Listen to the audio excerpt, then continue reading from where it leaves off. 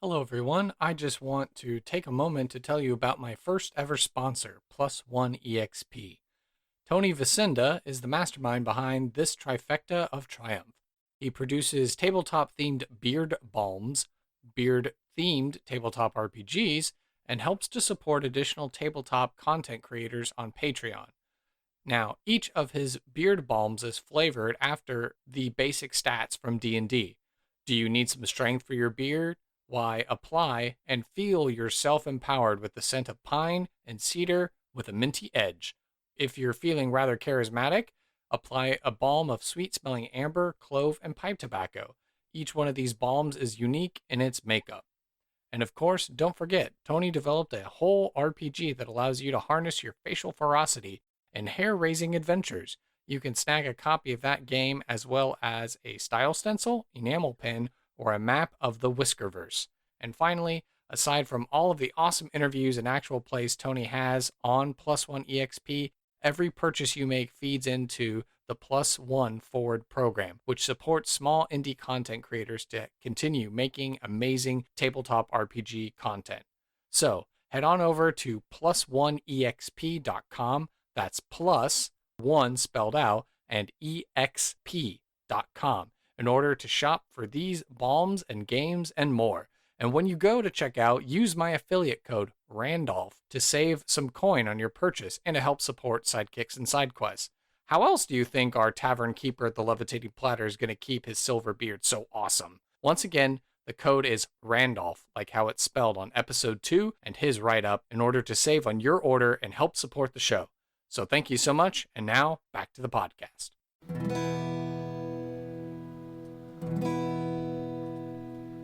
Orc the bardic paladin, who sings and plays again. He tells the tales of glory and weaves a magic story. He'll join you at your table and ask you to share a fable. Heroes of humble origin, villains who must be fought again. No matter their skill or prowess, the people in life are countless. So we pray you heed our request. Enjoy this tale of sidekicks and side quests.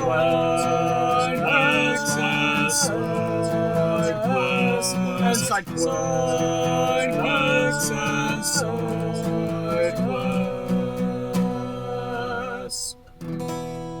Episode 41, Inpro the Thri-Kreen Tailor.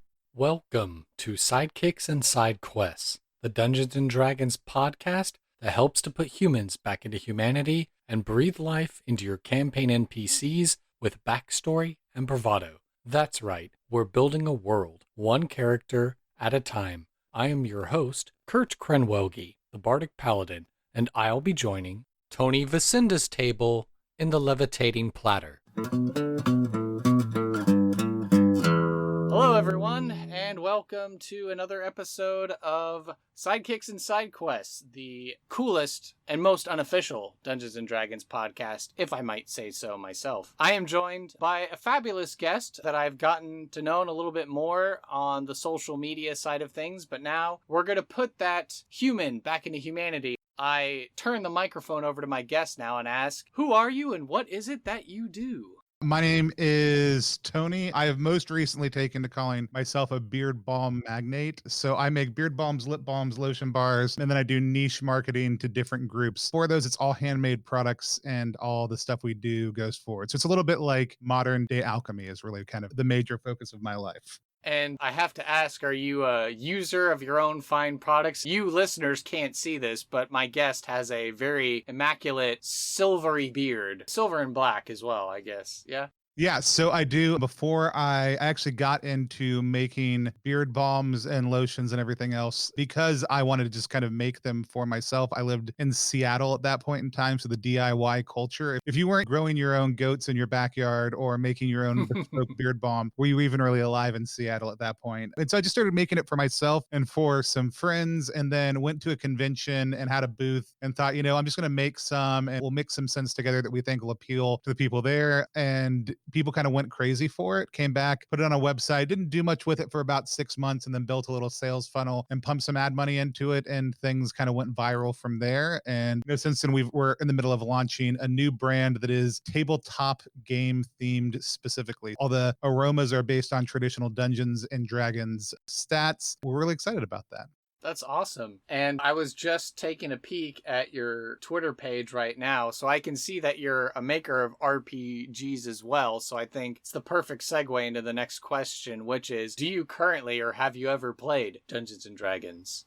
I do currently have like an on again, off again game that my daughter, who is 11 years old, is running for our household. It's her first session that she's run for anyone. She's got another one that she's got up and going now with some of her friends, which has become her primary focus. So we're not getting quite as much. But the first time I ever played Dungeons and Dragons, I was probably 9. I remember it was a box. I don't remember what box it was. I remember I played a half elf ranger, and that we were at a friend's house. I don't even remember who the friend was. I remember thinking it was a whole lot of fun, and then trying to get into it a couple times. I grew up in the South. My mom was a little resistant. I don't think it was anything satanic panic, but I actually fell into GURPS as my first role-playing game level, which is the generic universal role-playing system by Steve Jackson Games. And I played D&D off and on a little bit, but I actually really love OSR systems, and I love GURPS, and I love a lot of different role-playing systems. So Dungeons and Dragons doesn't make it to the table a lot, but I have played it some, and I have played some 5th edition also. Awesome. And I know that's what I'm running with my group, with my friends that have asked. And currently I'm making NPCs for free for everyone for 5th edition. But if I understand correctly, you're actually developing some of your own role-playing games. Is that correct? Yeah. So we just last February, right before the world shut down, successfully funded on Kickstarter Beards and Beyond, which is started its life a couple of years ago when we were starting to think about making a tabletop themed beard balm. And some of my friends were like, well, you're really into role-playing games, and I know you do game design sometimes. Could you design a beard-based role-playing game? And I said, I mean, sure, I could design like a 2 to 4 page role-playing game that would just be something simple and light and silly. And so a week later, I just went up to my local game store and drank beers and sat and talked through it with friends and created this little 4-page role-playing system, 2 pages that were a player guide and 2 players that were a GM guide, that were designed to be quick and funny. The different stats of your beard or your imaginary beard dictated the skills of your character, the abilities of your character. And it was a lot of fun. I just built in a lot of things I liked in role-playing, which was very story forward, very simple rules. We got a chance to play test it, and then we just put it out as a free RPG, and it's been downloaded over 2,000 times now. But this Kickstarter project was to take that 4-page RPG, which in all honesty, I wrote it in a week. It wasn't like stupendous, and turn it into a fully fledged kind of rules light RPG system called Beards and Beyond. If you go to beardrpg.com, you can check that out. And depending on when this comes out, you'll either get the Kickstarter page, which will redirect you to our Facebook group, or it'll be redirected to our pre-sales or sales page, depending on when people are listening to this. Yeah, we're looking at the beginning part of next year for you, but don't worry, we'll make sure that you get all your appropriate shout outs on social media. If I'm looking at my Twitter page correctly, do you have another one coming out called Protest Singer as well? No, that's an Adam Voss World Game Champ Co. game. He did it a couple years ago. So this is a kind of a reboot of Protest Singer. That's a Forged in the Dark system that he's putting together. So part of the +1 experience, which is the new tabletop beard balm, is we reinvest the money into the independent game content creation community. So we take a significant portion of the proceeds and just dump it right back into Kickstarter. So when you buy one of our projects, you're actually going to support independent game creators. And Adam and World Game Co., we support them on Patreon month in, month out, along with a couple other people whose tabletop content we just love. He just announced it, and so I just gave it a retweet. The other games that I have in development, none of them are role-playing games. There's one called Cascade that's a 2-player area control game. And then the other one that is fully done, and we'll go back to Kickstarter at some point, is called Brand Standing, which is basically you get a couple of prompt cards, and over the course of 5 rounds, you build a business from nothing but those 2 prompt cards, and you pitch it as if you were pitching different rounds of investment. But so it's a high improv, ongoing storytelling game, a couple role-playing elements, but you're really doing brand building over the course of a number of rounds while doing investment simulation as well. So that's the other game we've got in the pipeline right now. Awesome. This sounds fantastic. I can't wait till I get an opportunity to go check them out myself and hopefully snag a copy. But before we go off onto too many tangents of the show, this program is called Sidekicks and Side Quests, so I would be remiss if I didn't ask you who was your favorite sidekick or NPC from RPGs or video games, etc., and why are they your favorite sidekick NPC character? Yeah, I think about this a lot sometimes. It's really interesting to me. I have a pretty ensemble mindset, so it's hard for me to think of even characters who are NPCs as NPCs a lot of the time when it comes to video games. And when it comes to role-playing games, I think a lot of my favorite ones have always been ones that are partially player managed. So whether that's a animal companion, I had a character in my first fantasy GURPS setting that was a goshawk, which is this kind of larger predatory bird. It's bigger than a falcon, but not quite the eagle or full hawk size. I absolutely loved role playing with the GM and so when you have kind of that push and pull between the player and the GM, where the player gets to know a little bit more about the NPC and the GM gets to be surprised along with the players, I think those are some of my most favorite ones. My other ones that I've really loved have been ones that the GM puts in there and thinks they're going to have to convince the party to be friends with, and the party just immediately takes to, whether that's a good choice or not. I think we befriended in a time travel campaign once the great grandson of George Washington, who ended up being from a timeline where George Washington was a British turncoat and was trying to destroy the multiverse through collecting a bunch of weird quarters. It was at the time when the quarters from like all the different state quarters were coming out, and each state quarter gave you different like minor boost, and they're all kind of reality shards that we were putting together. So those are some of kind of my favorite ones. But I think for me, it's when you kind of have that level of which everyone at the table is surprised by what the NPC is doing that I get the most excited by NPCs. My daughter does have a standard favorite NPC that she trots out for everything, which is Don Quixote, which is kind of like a Don Quixote bard rift. He's much less insane and much more competent, but also pretty silly. And I'll give that a shout out in case she listens to this episode later. Well, I have to say, great minds think alike, because I think in my own home game, I also have a Don Quixote inspired NPC, but his name is Donald Keyholder, and he's a proficient locksmith. And when I introduced him to the players, I said, oh yeah, he lives in a windmill, that's his shop, but the door on the outside has like 42 different locks. And so he had to go through with all the different keys to open the door for them to go inside. Yeah. And then what about a side quest? Do you happen to have a favorite side quest from any game you've played, etc.? And why has that been your favorite side quest? I feel like side quests are the best part of a game. So I don't even know that I think about them as side quests. And a lot of the GMs that I've had and the way that I GM, we tend to do a little bit more of go where the player wants. So you set the stage, you explain what's happening, but if they spend the entire time doing side quests, the side quests just kind of become the quest. And a lot of the GMs I played with, they do the same thing. So it's a little bit difficult for me to think. With Fable, as far as video games go, I was obsessive about doing all the little side quests that you could do on that and going back through and doing replay to figure out, hey, if you made this decision versus that decision, what did that tree out to? So from a video game standpoint, it's a little bit easier to think about some of the systems that I've done. But from a role-playing standpoint, we've always just kind of looped things into this may become part of what you do to save the world, even if it was just like going off and defending this village to help level up, or the random person in the bar that you end up sidling up to the GM rolls a couple random encounters for you to go on, they end up oftentimes getting woven back in a really profound way. So for video games, it's easy to think about, but for tabletop, we tend to actually make side quests a pretty significant part of what ends up happening in the overall campaign. So I don't have one that just jumped to mind. Fair enough. I think you provided a good explanation. Rightly so. A lot of the times, as a dungeon master, you think you have an idea of where everything's going to go, and then your players just take the one detour and they become super interested in this random event, and you're like, okay, well, I guess this is going to be the main story now. Right. Yeah. I was reading an article the other day where they decided that something was unjust in the world. And so they created a bunch of side quests to try to address that. And, at the very beginning, the GM had said, like, hey, there's an evil zombie lord who looks like the undead are starting to rise out on the edges of the kingdom. And so they were able to make this huge social change within the kingdom, only to have the entire world torn apart by darkness just because they never actually went on the main quest. As a GM and player, I totally respect that choice to say, yeah, that happens. Like, if you choose to not put your attention towards the thing that you're presented as an issue, the GM shouldn't just drop it. They should just figure out what's happening in the background until that meets back up with that storyline. Right. the A plot and the B plot. They were more interested in the B plot. The A plot was rolling along because it didn't have anyone to stop it. Well, the A plot resolved. Congratulations, the world's plunged into eternal darkness for the next 3,000 years. Yep. Awesome. And then finally, to round out the personal interview section of the show, what are you passionate about and why?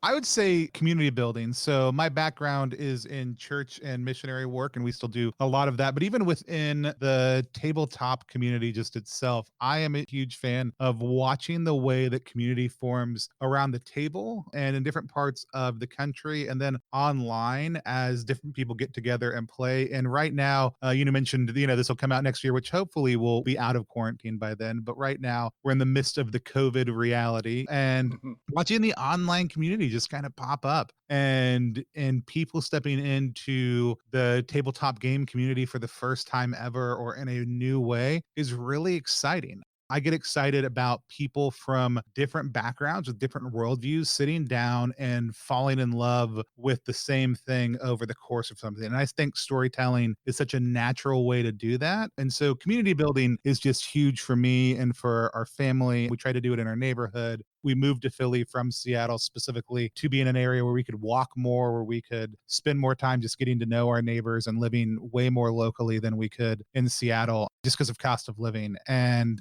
it's been huge. And so we love our neighbors and we've gotten to know them really well even during this time. And we're looking forward to actually being able to sit down, have meals with them, spend time with them when this is done. And I'm always excited to meet somebody new and play a game with them. Awesome. I'm glad. And you're absolutely right that because everyone's having to stay home and isolate and prevent the spread of this disease, this virus, that you're right. Absolutely. Everything has grown online and people are playing games virtually across time and space through the power of the internet. And that's pretty cool to do. And I can't wait to be able to get around a physical table again and play with my players once again. Well, without further ado, I think it's time we head into NPC creation.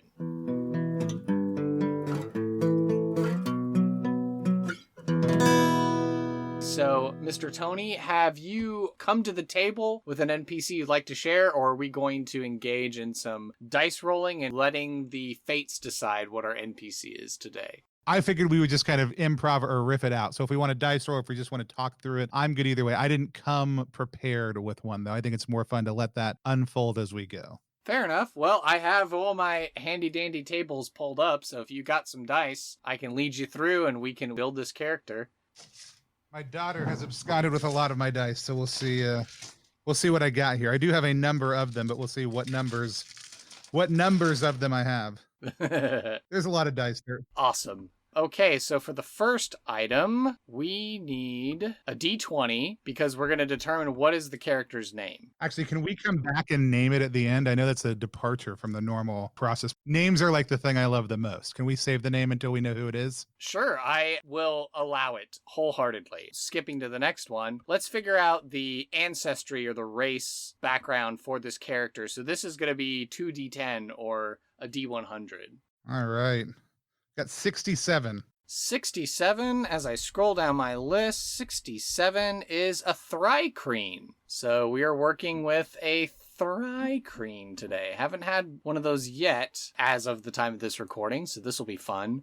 Now we need to figure out what their job or role in society is. So if you'd like to go ahead and roll just a regular d10, we can figure out what that job is going to be. 1.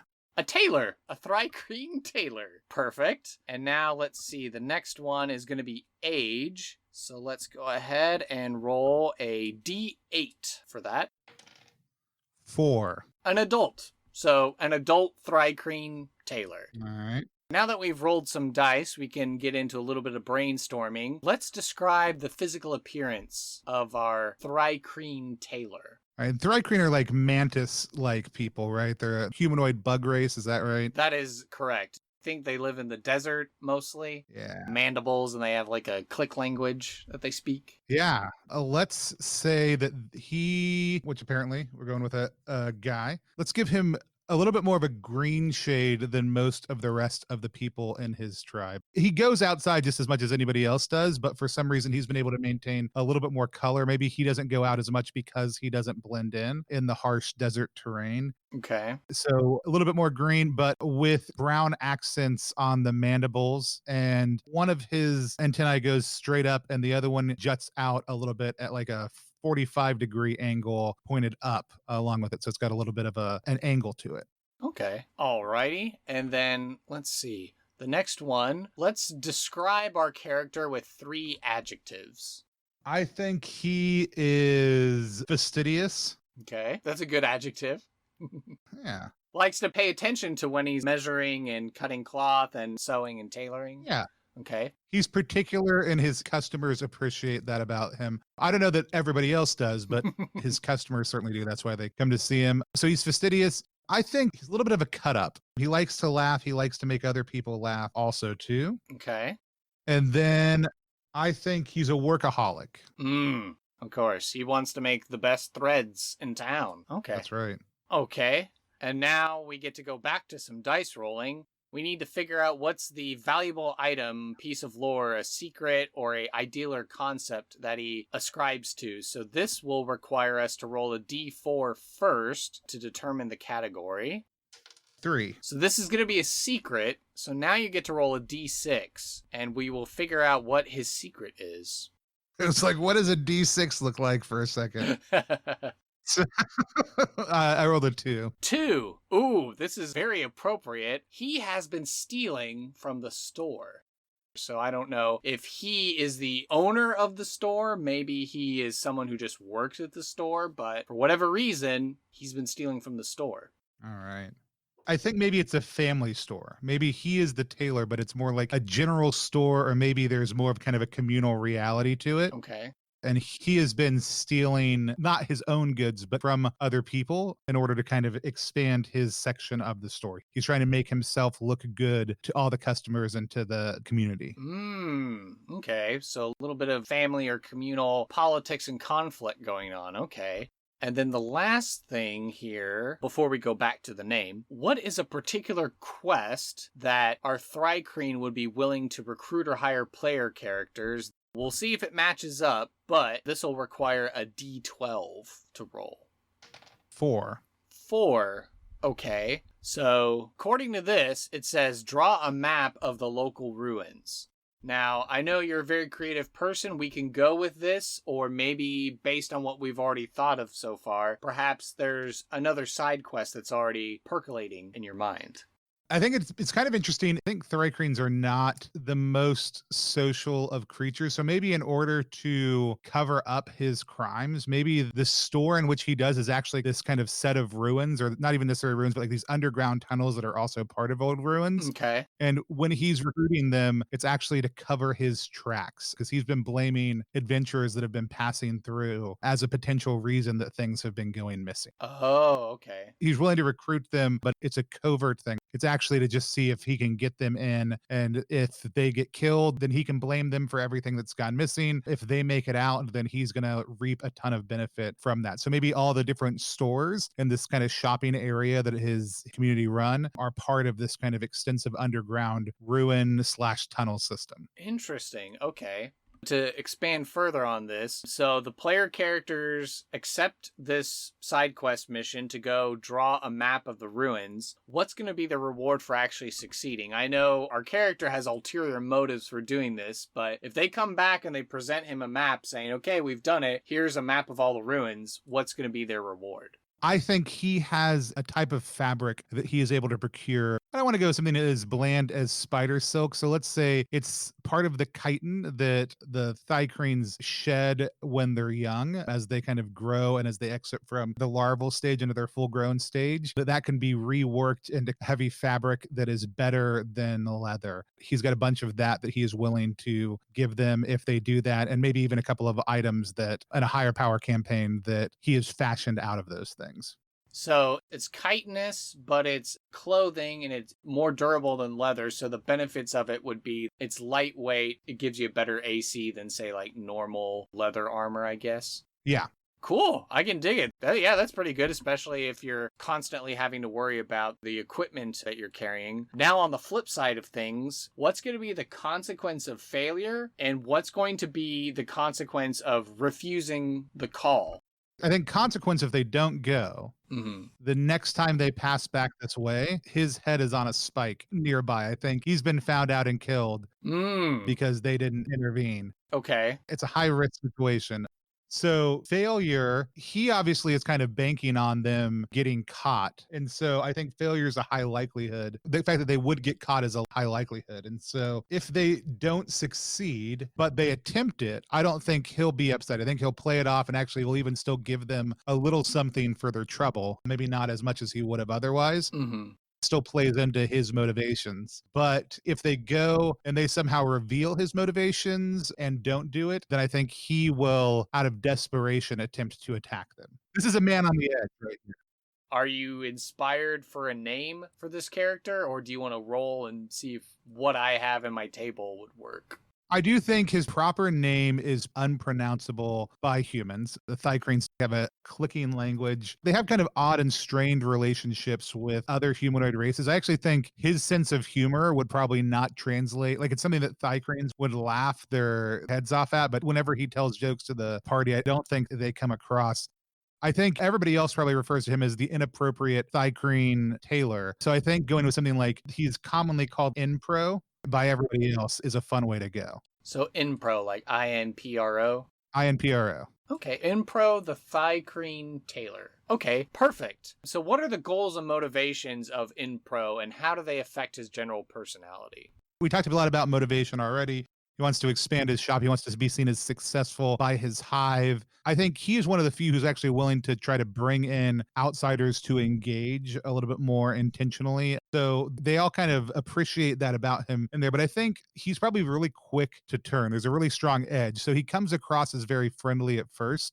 Anytime it seems like people aren't going to do what he wants, especially kind of given his fastidious nature and the stakes with which he's playing, I think a sharp edge comes to play really quickly. So he'll come across as jovial, making these jokes that may or may not land. Lots of the time they don't. And then very quickly, if too many questions are asked or if things are starting to look like they're not going his way, he resort to threats or heavy-handedness pretty quickly. I think he's willing to go from very, very playful to very, very dark very quickly.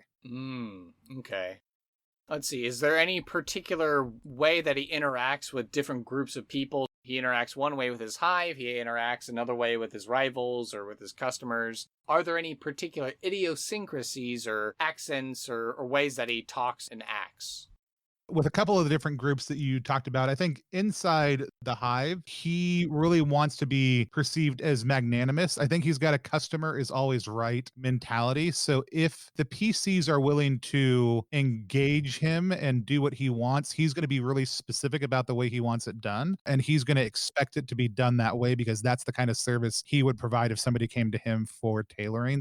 He's actually going to be really demanding and painful NPC in some ways if they say yes. Right. So he's going to be happy to kind of just put more and more on them if they say yes to that. Inside the tribe, again, he wants to be seen as generous, magnanimous, and as a community leader. So I think he's hiding that most of the time. He's more than willing to go out of his way to let people feel like they're taken care of. I think even sometimes as he's stolen things, he's probably paid to have them replaced with lesser versions. Like, oh, I know somebody stole your golden mandible cleaner. Here's a silver one. I'm so sorry happened to you. Like, he's used this as a way to expand a sense of his own generosity also. Okay. All right. Interesting.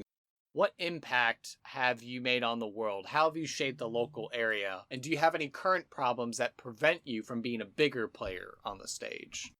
Their hive may have more of a guild-like structure to it. So material success is equaling that. So for him, he feels like he's got to prove himself before the next time that the Thri-Kreen leader dies. Otherwise, he's not going to end up in the position of influence he wants. He's on a little bit of a timetable also too, which is why he's willing to go out of his way to kind of bring in outsiders. I think standing in his way from playing on a bigger stage is just proving himself and time. That's it. He's one of the top most influential people in his community at this point in time, but it's really just waiting for those who are in leadership to pass away or step down. They've been very resistant to outsider influence. They do some trade with like dwarves and some other subterranean races that they have connections with that are kind of on the outskirts also too, but they typically don't involve outsiders in their local community. And he's been one of the people who's been a big proponent of that and has actually brought in a lot of trade to the local community, but a lot of it again has been to cover up this thing.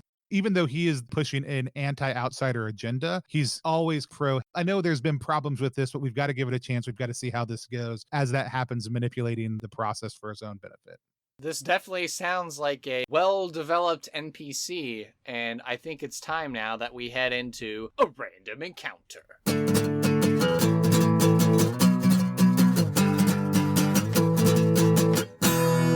So now this is going to be the part of the show where we do a role play, little vignette of our scene with Inpro, the Thri-Kreen Tailor. Try saying that 5 times fast. So I guess I turn it to you, fellow DM, as a fellow D&D player. What scene do you think would work best in our little random encounter? Is it a customer meeting with Inpro? Is it an adventurer meeting with Inpro? Or is it Inpro perhaps talking to another member of his community and the other shopkeep is arguing with him about stuff's missing, why is that, and stuff like that? Yeah, I think we can do a scene about the impetus for him actually hiring the party. So this would be with somebody from the community. Maybe it's with that leader. He's just waiting to step back and with maybe a couple other people who are of a similar position to him in the room, talking about what they should do about this and whether or not they should hire some outsiders in order to map this, see if there's anybody hiding in their community, and seeing what's been causing all these things to go missing in these ruins and these subterranean tunnels. I would be taking the role of the community leader who's commissioning the community to be like, hey, we need to explore these ruins because things are happening and we don't fully know what's going on around here. So let's map it out. And then you as Inpro are going to be the one saying, oh, yes, I can do that. Or yes, I think that's a great idea. Or this is the solution. Yeah. Cool. Okay. Just want to take a moment to recognize another sponsor of the show, Reaper Miniatures. They have been Texas Titans of the tabletop industry since 1994. They're right here in my backyard, and they have an amazing warehouse and game store. They make everything from paints to gaming accessories. Stream on Twitch with tutorials and interviews, and host the ReaperCon, this year back in person from September 2nd to 5th, 2021 in Denton, Texas. Whatever system you're running, whatever game you're playing, Reaper has a miniature that has you covered. Want to include Randolph in your game? Then might I suggest looking at their catalog for SKU number 77661. Perhaps you need a Lord Grubbub. Check out SKU 02646. Are you in the market for your very own Skink Nose the Lich? Look no further than SKU number 77280. You know, every time you shop with them and you spend at least $40 on your purchase, they will give you a cool new mini for free. And this miniature of the month is always something new. And if you're wondering how you can enjoy the benefits from my sponsor, if you visit my website, you can find a link for our sponsorship and use my referral code link when you shop to help support Sidekicks and SideQuests and get you some savings. By clicking that link on my website, it helps to track the traffic that our show directs towards Reaper Miniatures. The more traffic, the more that our Texas powers will be able to combine. So again, go check the link out on my website in order to use my special referral code, and be sure to follow Reaper Miniatures on Facebook, Twitter, Instagram, Twitch, and YouTube. And be sure to sign up for ReaperCon 2021 and tell them that Sidekicks and SideQuests sent you. So thank you very much to this sponsor, and back to the podcast. It's a hot desert, and the camera zooms and you see the bits of ruins peeking out of the sand dunes, and the camera pans down and you can see that there is a bustling metropolis underneath in the ruins. Thri-Kreen and dwarves and drow and whoever else are mingling about. The camera goes down to what looks like probably a community hall where all the Thri-Kreen members gather. And we can see seated at the head of the room is this older, imposing sort of Thri-Kreen. And everyone's chittering. There's debate and yelling and arguing going on. And so the head Thri-Kreen will hold up his hand and say, Please, quiet, quiet. Now I know it has been brought to my attention, to my concern, that our brothers and sisters among the community have been seeing that their items in the stores have been going missing. What are we to do of this to try and stop this from happening? And after the initial uproar, Impro will stand up and kind of click 3 times to clear his throat, straighten his vest that he wears over his numerous arms, get himself properly presentable to the room, and then I think that as much as I believe outsiders are the issue, that we must seek them as part of the solution also too. I don't think that we should be spending time away from our shops and away from the security of our hive to deal with this. I think it must be something from either down below or one of the dwellers from the surface who come down to trade in our goods. I suggest we contract some of them to solve this process. The Thri-Kreen are clicking, and some are agreeing with you and some aren't. And then the leader will take an appraisal of the room, and then he'll turn to Inpro, and he'll refer to Inpro and his Thri-Kreen name and say, "And are you to be the one that will communicate with the surface dwellers and charge the commission for them to explore the ruins then?" If it is your will, O great leader, I will take this burden on myself. I prefer to not have to deal with the outsiders, but they have become a way of our life here in the desert. So if I must, I will happily do so for the good of the hive. He raises his hand and is like, "For the good of the hive." and then everyone else raises their hands and in unison says, "For the good of the hive, for the good of the hive." For the hive. And then he will say, "Very well. referring to Inpro and his Thri-Kreen name, I charge you to be the one to speak to the surface dwellers, to those who would delve deeper into the ruins, to map it out so we may find the source of the thievery going on in our stores." He gives a deep bow and assents to take on this task with the surface dwellers. and scene. Well, that was pretty cool, and getting to kind of see and envision how a Thri-Kreen hive society would function in the desert. My wife and I have been watching Avatar, The Last Airbender on Netflix again for the first time in like 10 years. And so we watched the episode of the giant spirit owl who had the library in the middle of the desert. Yeah. So in my mind, I was thinking of like that library tower sticking up. And then when you go underneath, it would actually be like Marrakesh or something like that, just underground, and like smells and music and all that stuff. So Yeah, here's 2 or 3 buildings that just look like they're in the middle of nowhere, and then there's this huge actual city underneath, and then even below that there's these ancient ruins that no one really knows what's down there. I mean, people go down there, but not extensively, and so it's kind of a fun feel like you're in the middle of the nowhere until you find yourself completely surrounded by a foreign culture experience. well, we've entered the final thoughts section of the show, so I ask you, what did you think of your experience on the show? It's awesome.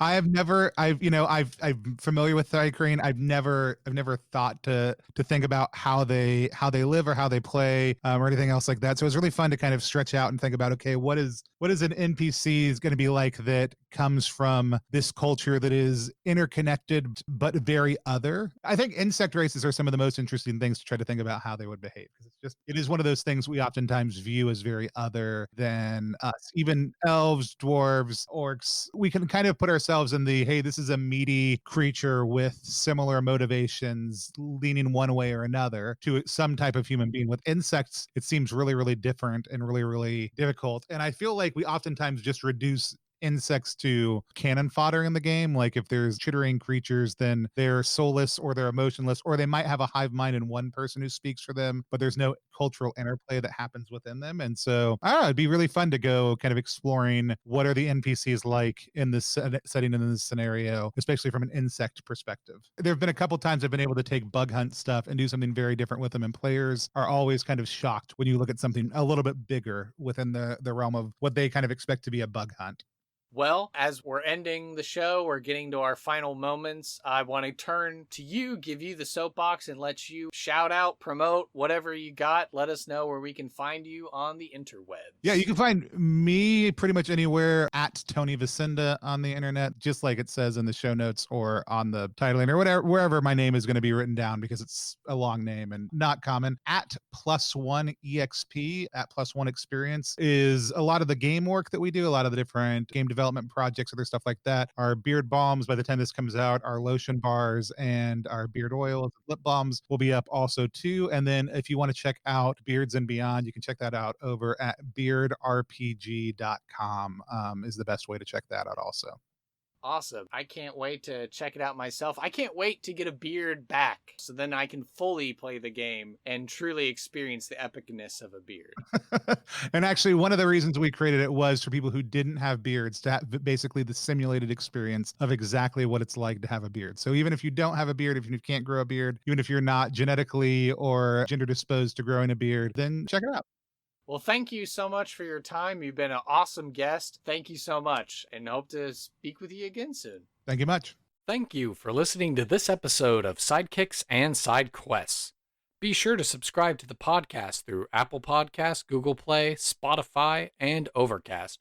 Or feel free to save the RSS feed to use the app of your choice. Visit our website, sidekicksandsidequests.com, for links, write-ups of the NPCs, and to learn more about the show and the guests who have been on it. To stay up to date and interact via social media, you can follow the podcast on Facebook, Twitter, and Reddit by searching for SideKQ Podcast. I would love to talk D&D and showcase your fan art, stories of how you used our NPCs, discussions, and commentary. If you would like to hail the bard, send an email to sidekicksandsidequests@gmail.com. To help this show be the resource it's meant to be, I ask that you please leave a review on iTunes to help spread the word, and share our show with your friends and family. Whether you're a veteran player or an aspiring dungeon master, there's something here for everyone, and I want to hear about it. Sidekicks and Side Quests is unofficial fan content permitted under the fan content policy, meaning I'm not approved or endorsed by Wizards. Portions of the materials used are property of Wizards of the Coast, copyright Wizards of the Coast, LLC. Thank you for your support, and I'll see you at the pub next time. Bar to rock on 1, 2, 1, 2, 3, 4.